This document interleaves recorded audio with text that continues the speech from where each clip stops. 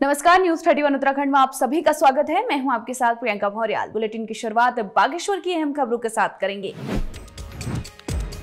बागेश्वर के सरयू पुल में एक कार पर बाइक सवार ने टक्कर मार दी और मौके से बाइक सवार फरार हो गया, जिससे गुस्साए कार सवार ने अपनी कार को बीच रोड में खड़ी करके पैदल ही बाइक सवार के पीछे दौड़ पड़ा और स्टेट बैंक चौराहे से बाइक सवार को पकड़कर कार तक घसीटते हुए लाया, जिसके बाद कार चालक ने बाइक सवार को उसकी गाड़ी में हुए नुकसान का भुगतान करने की चेतावनी दी। वहीं इस दौरान बागेश्वर में सरयू पुल सड़क पर करीब आधे घंटे तक भयंकर जाम लगा रहा, जिस दौरान सड़क पर आवाजाही ठप हो गई, जिसके बाद ट्रैफिक पुलिस ने आकर कड़ी मशक्कत से जाम को खुलवाया।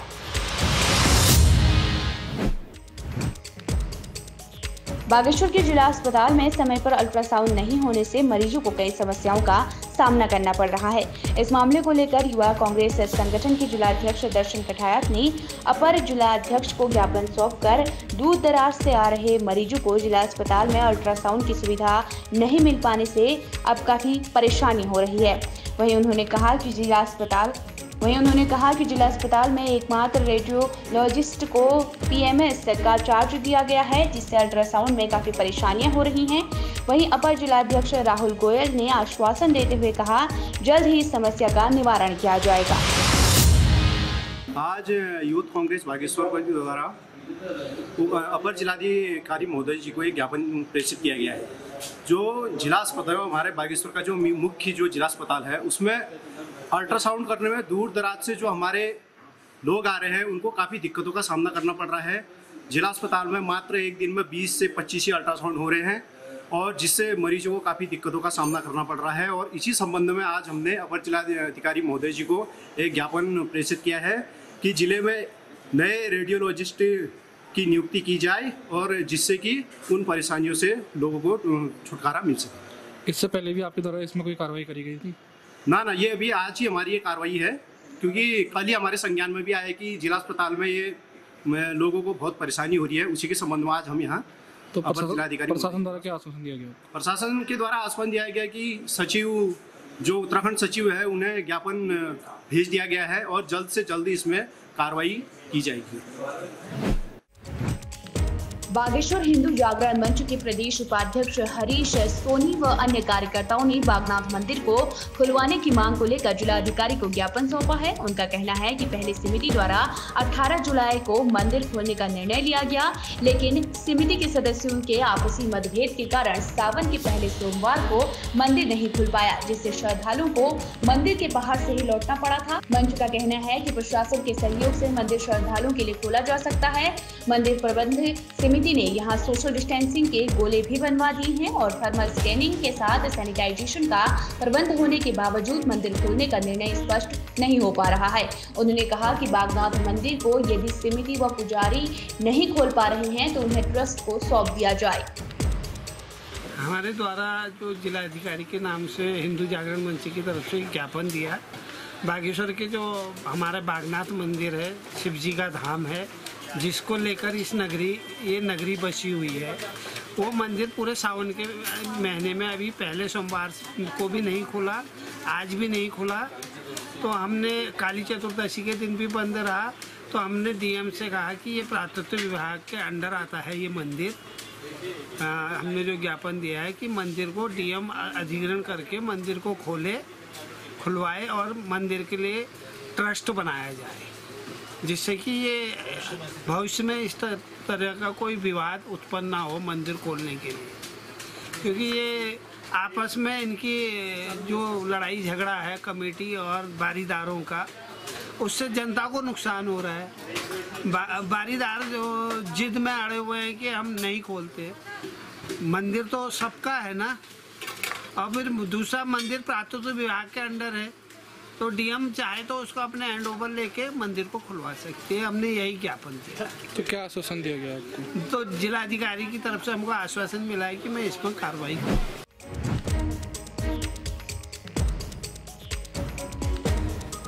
बागेश्वर में आम जनता और जनप्रतिनिधियों की तरफ से वाहन चालकों की दोगुना किराया लेने के साथ ही मानकों से अधिक सवारी ले जाने की शिकायतों के चलते आरटीओ निखिल शर्मा ने जनपद के टैक्सी यूनियन अध्यक्षों की बैठक ली। इस बैठक में आरटीओ निखिल शर्मा ने यूनियन के अध्यक्षों से दोगुना किराया ले जाने के साथ ही मानकों से अधिक सवारी ले जाने की शिकायतों पर जवाब मांगा।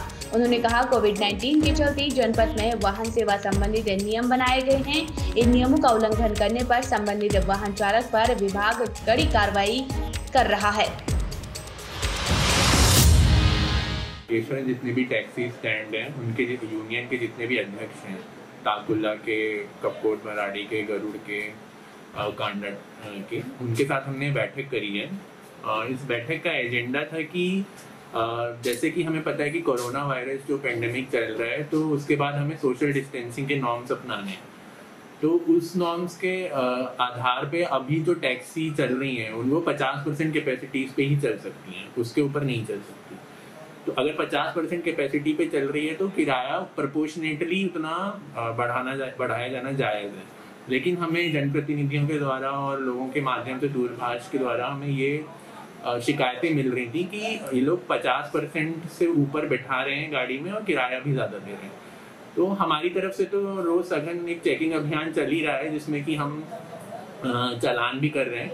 लेकिन एक बार ड्राइवरों तक ये मैसेज पहुंचाने के लिए हमने सभी टैक्सी यूनियन के अध्यक्षों के साथ की मीटिंग आज आयोजित कराई है, जिसमें उन्हें यही हमने रिक्वेस्ट भी करी है पहले तो कि आप 50% की कैपेसिटी पे ही गाड़ी चलाएं और किराया अगर दुगना ले रहे हैं तो 50% से ऊपर कैपेसिटी पे गाड़ी ना हो। ये उनकी सुरक्षा के लिए, उनके ड्राइवरों की सुरक्षा के लिए और समाज की सुरक्षा के लिए बहुत ही इम्पोर्टेंट है। उसके बाद रिक्वेस्ट के बाद ये चेतावनी भी दी गई है कि अगर आगे से हमें इस तरह की शिकायतें मिलेंगी तो सघन से सघन चेकिंग की कार्यवाही होगी और इस तरह की भी शिकायतों को बिल्कुल भी टॉलरेट नहीं किया जाएगा। अगर हमें फ़ोन के माध्यम से भी ऐसी शिकायतें मिल रही हैं तो हम यहाँ पे भी उस पर्टिकुलर ड्राइवर को, उस पर्टिकुलर गाड़ी वाले को यहाँ पे समन करेंगे, यहाँ बुलाएंगे और अगर फिर से उसके हमें एक्सप्लेनेशन अगर सही नहीं मिलती है तो उसके परमिट निरस्तीकरण की संस्तुति और परमिट निरस्तीकरण भी किया जाएगा। अब इंश्योरेंस पे क्या मदद है क्या नहीं, ये तो पॉलिसी मैटर्स हैं। अभी जो चीज़ें सरकार द्वारा हमें मतलब जो भी जीओ आए हुए हैं उनके हिसाब से अभी 3 महीने का टैक्स की उनको एग्जेम्पशन है, तो वो हम उनको दे रहे हैं। बाकी अभी 30 सितंबर तक जो भी कागज़ हैं गाड़ी के, वो अगर एक्सपायर हो भी गए हैं, उनकी वैलिडिटी ख़त्म हो गई है, तो भी 30 सितंबर तक उनकी वैलिडिटी मानी जा रही है। बाकी एक पर्यटन विभाग की जो स्कीम है कि हर ड्राइवर और कंडक्टर को 1000 रुपये का मानदेय दिया जाएगा, तो वो भी हम प्रोसेस यहाँ से चला रहे हैं, जिसका हमने प्रचार प्रसार किया हुआ है। बाकी आगे भी सरकार और शासन की तरफ से जो भी निर्देश मिलेंगे, जो भी सहायता ड्राइवरों को दी जाएगी, तो उसको हम उन तक सुचारू ढंग से उस मदद को उन तक पहुँचाएंगे। पूरी सारी टैक्सी यूनियन के बागेश्वर में यहाँ जो बागेश्वर में मीटिंग रखवाई थी वो इस बेस पे है कि यात्री द्वारा ओवरलोडिंग, दुगना किराया वसूला जा रहा है, जिसमें ARTO द्वारा बताया गया है कि दुगना किराया ले सकते हैं, ओवरलोडिंग बिल्कुल बर्दाश्त नहीं होगी। और हमारा कहना ये है कि 6 महीनों से टैक्सी चालक सारे खड़े हैं, जिसमें टैक्सी चालकों द्वारा बैंक से नोटिस मिल रही हैं, बैंक की गाड़ियाँ हैं और वो नहीं भर पा रहे हैं, तो इन शॉर्ट पे हम थोड़ी सी राहत लेने की बात कर रहे हैं। तो सरकार से क्या उम्मीद है आपकी? सरकार से हम यही चाहते हैं कि जो भी बैंक की गाड़ियां हों उन पे माफ किया जाए, कुछ % जो भी हो कर सकते हैं, और ARTO द्वारा जो भी चेकिंग पे थोड़ा सा राहत मिली जाए। और दूसरा आपकी कई गाड़ियां ऐसे विभागों में गाड़ियां जो अभी हमारे स्वास्थ्य विभाग में गाड़ियां लगी हैं, वो उन पे 3-3 महीनों से पेमेंट नहीं हो पा रहा है, और उस पेमेंट को भी तुरंत ही दिया जाए, जिससे हम अपनी बैंक की किस्तें भर पाएं। हमारे मैं टैक्सी यूनियन टैक्सी पकोट से आया हूँ। ये ARTO साहब ने बुला रखा था बागेश्वर में, और इसमें ये भी सोशल डिस्टेंसिंग का ख्याल नहीं हो रहा है। इसमें 50% सवारी ले जानी है गाड़ी में और 50% उसमें टिकट एक्स्ट्रा लेना है। उसमें हमने ये समस्या कही कि हमारी वैसी आर्थिक व्यवस्था वैसे ही ख़राब हो रखी है, तो इसमें इंश्योर नहीं कर पा रहे हैं और किस्तें नहीं भर पा रहे हैं। टैक्स का इसमें माफ अभी 2-3 महीना कह रहे हैं, इसमें हमारी दिक्कतें हो रही हैं। और इसमें हमने आगे टैक्स माफ़ी के लिए भी कह रखा है सरकार के उससे, और ये आईटी साहब के माध्यम से भी हम सरकार को कह रहे हैं कि टैक्स माफ़ी 1 साल के लिए करवा दो, और जो भी इंश्योर्ड भी माफ़ कर दो, और टैक्स का भी माफ़ कर दो इसमें। और ये आईटी साहब ने कहा कि ये शासन प्रशासन उनके हम बात रखेंगे आगे, हम आपकी बात। बागेश्वर में बजरंग दल और विश्व हिंदू परिषद के कार्यकर्ताओं ने ताड़ी खेत में हुई गौ तस्करी के खिलाफ गुस्सा जताया। यहां स्टेट बैंक तिराहे पर कार्यकर्ताओं ने संयुक्त रूप से गौ तस्करों का पुतला फूंका। जानकारी के अनुसार पिछले दिनों रानीखेत तहसील में ताड़ी खेत के पास कुछ लोग मवेशियों को भरकर रामनगर की ओर ले जा रहे थे, जिन्हें वहां मौजूद कुछ ग्रामीणों ने रोकने का प्रयास किया था। वहीं कार्यकर्ताओं ने तस्करी में ताड़ी खेत ब्लॉक प्रमुख पर भी शामिल होने का आरोप लगाया है, साथ ही उन पर कार्रवाई की मांग भी की है।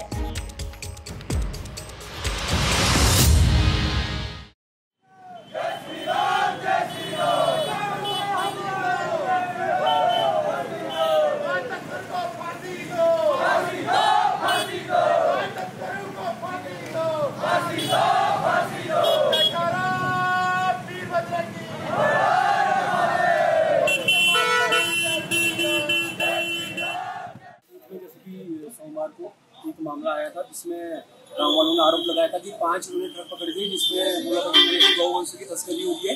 इसमें स्थानीय किसी ब्लॉक प्रमुख का भी नाम ऐसा प्रकरण में आया है। तो इस वजह से आज हमारे विश्व हिंदू परिषद और बजरंग दल के द्वारा इसका अध्ययन किया गया, क्योंकि गाय हमारी भारत की ही नहीं है अपितु संपूर्ण विश्व में सभी लोग इसको मानते हैं और सनातन संस्कृति का एक बहुत प्रमुख और महत्वपूर्ण अंग है। हम स्वयं गौ माता की पूजा करते हैं, जिससे हमारा धर्म, हमारा समाज, सभी लोग को दूध चाहिए और बहुत सारी चीजें हम गाय से प्राप्त करते हैं, माता के समान है। तो माता की अगर इस तरह से अवहेलना होगी और इस तरह से उसका अगर तस्करी होगी और गोवंश का इस प्रकार से हत्या प्रकरण अगर सामने आएगा तो निश्चित ही बजरंग दल और विश्व हिंदू परिषद हमेशा सामने आएगा और इसका पूरा विरोध करेगा। जो दोषी हैं उनके खिलाफ हम भी कार्रवाई कर सकते हैं, लेकिन प्रशासनिक रूप से अगर कार्रवाई हो, हम प्रशासन को ये कहना चाहेंगे कि जो उचित धाराएं हैं, उचित दंड है, इस प्रकार चाहे दिया जाए, चाहे राजनीतिक संरक्षण या राजनीतिक सत्ताधारी कोई भी व्यक्ति हो, उसके खिलाफ इस मामले में पूरी धाराएं उस पर लगाई जाए और निष्पक्षता के साथ पूरी जांच हो और पूरा इस प्रकरण को संज्ञान में लाया जाए और न्याय दिया जाए। क्योंकि गौवंश की तस्करी विशेषता भारत में तो बंद होनी चाहिए, साथ ही साथ देवभूमि उत्तराखंड में इस तरह की अगर कोई भी प्रकरण होगा तो बजरंग दल हमेशा सामने है और हमेशा इसके लिए हम लड़ाई लड़ेंगे।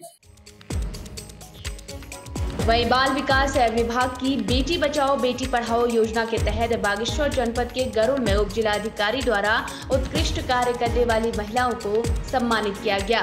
इस मौके पर उप जिलाधिकारी ने वहां आयोजन में मौजूद महिलाओं को अपनी बालिकाओं को आगे बढ़ाने और समाज में बेटियों को बेटे के समान दर्जा देने की अपील की है। फिलहाल बागेश्वर की खबरों में इतना ही। देखते रहिए न्यूज़ 31 उत्तराखंड। नमस्कार।